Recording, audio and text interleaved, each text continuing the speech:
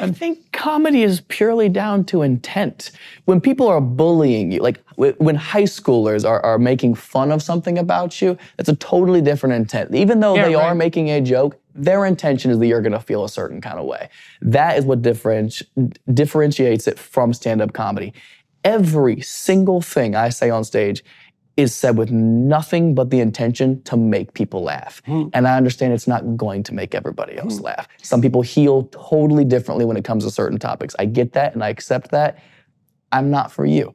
But but getting touchy about that, even if you've been hurt, getting touchy about that, first of all, that's a sign that you still have some real work to do. And second, getting touchy about that and then shielding yourself from any exposure to that is not the way to being cured. Quite the contrary, you know, like if it's better if you've had a traumatic experience in your life, not to protect yourself unduly from situations that might bring that back up, but to voluntarily expose yourself to situations where that's likely to be the case.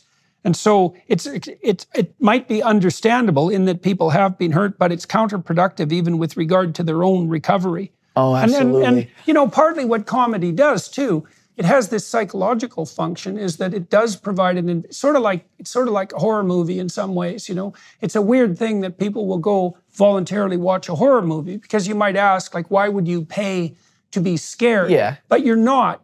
You're paying for the experience of the mastery of your fear, right? And you have to, well, and then in comedy, you see the same sort of thing happening, is the comedians are always toying with the forbidden.